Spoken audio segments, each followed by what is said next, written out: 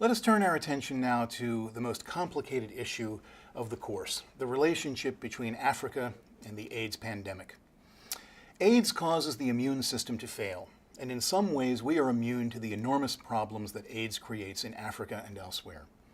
We've seen that the AIDS virus is elusive, hard to see, goes into hiding, always changes. This is not only true in the bodies of its victims, but also in our consciousness of the problem. Look at this map of worldwide HIV infection, showing 33 million infected just 5 years ago. Perhaps we have a failure of the international community. The immune system is a complex defense system. How do we choose to make ourselves immune to the suffering of AIDS victims abroad? Jeffrey Sachs, the author of The End of Poverty, makes a reasonable claim that the AIDS pandemic is running its course without significant intervention from the rich world. Here the West faces a serious ethical issue. Having essentially solved its own AIDS problem, it now faces a humanitarian disaster. AIDS has become a uniquely developing world disaster, stemming in part from pre-industrial social and sexual norms. These norms de-emphasize marriage, monogamy, and sex education, and sexual expression is valued. A few general comments. In the U.S., AIDS was and is almost entirely confined to IV drug users and gay men. It skirted the broader heterosexual population, but not so in Africa. The spread is most aggressive in the portions of the African population least affected in the West, the educated, married, and employed, middle-class heterosexuals. The poorest of the poor in Africa seem slightly less at risk. What explains the huge infection rates in Africa, where the numbers of those infected doubles every 3 years? Part of the explanation lies in European colonization. For example, the Belgian Congo. The inscription on the image of this monument, offered by Leopold of Belgium, reads, quote, "I undertake the Congo's work in the interest of civilization and for the good of Belgium." The interest of civilization was less well served than any European may have imagined. There was railroad construction, funded by European money, that caused enormous social dislocation as tens of thousands of workers flooded out of the countryside, creating huge gender imbalances in the cities and work centers. Workers remained away from their wives and families for months at a time, and the number of sex workers increased dramatically, where men were 80% of the population. In Leopoldville, more than 5,000 women earned their sole income from sex, 10% of the adult women in the town. This pattern was common in other areas of Africa where the European presence accelerated processes of urbanization. African mores are part of the explanation as well. Some have speculated that female circumcision is partly responsible. Crude instruments and the resultant bleeding are thought to promote transmission. But where female circumcision is highest, infection rates do not match. Others imagined that homosexuality was more widespread in Africa than had been imagined, yet little suggests that more than perhaps 4% of the population, as elsewhere, is gay. Others suggest that African men's reluctance to use condoms is partly responsible. Some rejected condoms because of diminished sensation, but condoms costing 30 cents are a luxury in areas with wages hovering around $2 a day. Fewer than 5% of Tanzanian teens use condoms, and one South African nurse asked her husband to use a condom and was threatened at knife point with accusations of infidelity. Traditional gender roles must play some role here as well. African women, in general, have less control over their sexual prerogatives than their Western counterparts. Generally low rates of female literacy and education and employment and earning power leave women relatively powerless. One long-married woman in Tanzania stated, quote, "Our customs demand that a wife be faithful to her husband and accept whatever comes from him." Yet none of these explanations is satisfactory. A better explanation lies in the relatively high levels of rootlessness and transiency in much of Central Africa in the 1980s. As African nations broke free of European colonial rule in the 1950s and 60s, hundreds of thousands migrated from rural areas to cities, seeking higher-paying work. As a result, extremely impoverished urban dwellers crowded into shanty towns that lack running water, sewers, and the basic public health protections. Here's one extreme example: 25% of the black population in South Africa is squatting in cardboard and corrugated iron shacks adjacent to urban areas. The Kibera slum outside of Nairobi contains almost 1 million people. As middle-class men seek higher pay as miners and builders and truckers and soldiers, they spend more time away from their families. Such men are a disproportionate share of middle-class wage earners in Africa. These lonely travelers seek the companionship of girlfriends, barmaids, second wives, and they have disposable income with an inclination toward extramarital sex. These are often the main victims of AIDS in Africa, and statistics bear this out. In 1987, 1 in 3 Ugandan soldiers was infected. Other studies into the 1990s showed 1 in 3 truck drivers infected. In some towns along heavily traveled routes, 80% of all barmaids were infected. The areas surrounding Lake Victoria see much free-flowing trade between and among Uganda, Kenya, and Tanzania. AIDS travels with trade throughout this region. At overnight truckers' stops, sex workers follow. Truckers are especially effective carriers. Often they have wives in rural areas to whom they return and are promptly infected themselves. One East African trucker stated, "I've been away 2 weeks. I'm human. I'm a man.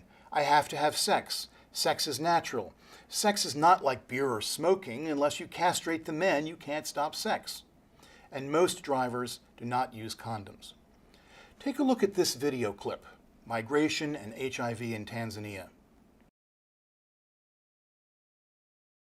This gives you a sense of what a trucker's life is like.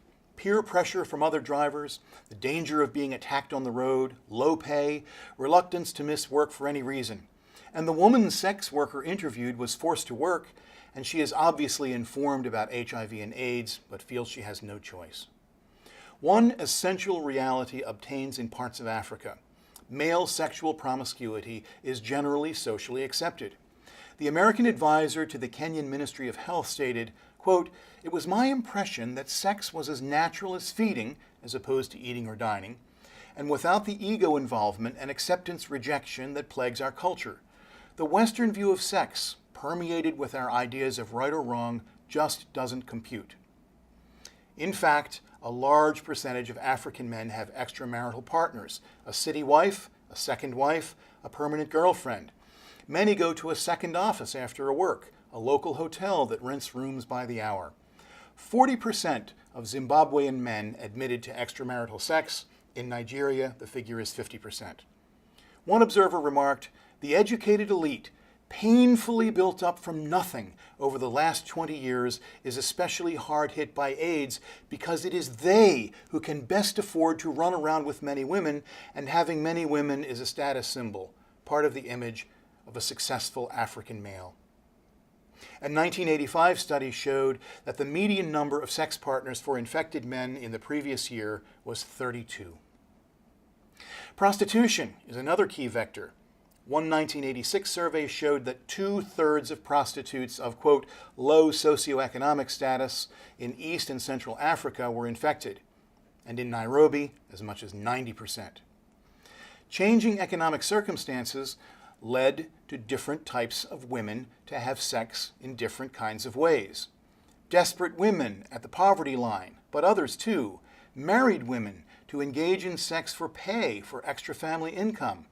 Other married women buying independence from abusive husbands.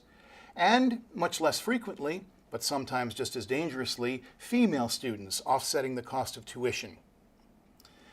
Infected prostitutes are very effective transmitters of AIDS, as are uncircumcised men with STDs far more likely to contract AIDS when having sex with an infected prostitute.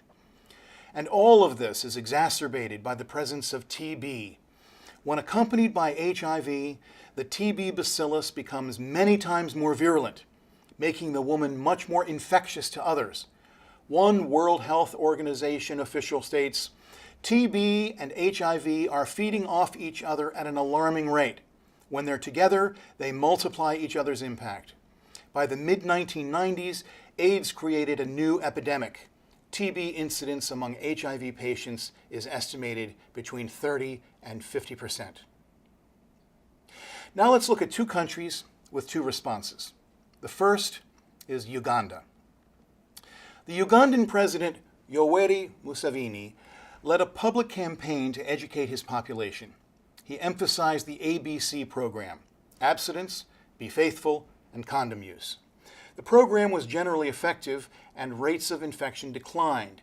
Prevention worked in no small measure because of his personal presence in the campaign.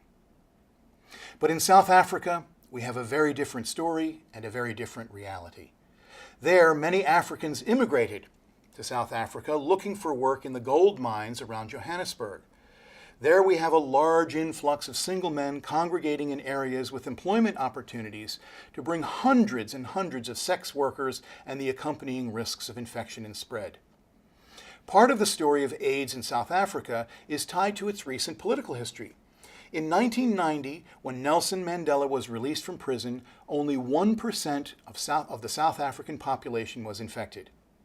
The transition from the old apartheid era to the black majority rule was very difficult, and AIDS was not a priority item for a nation struggling to reinvent itself.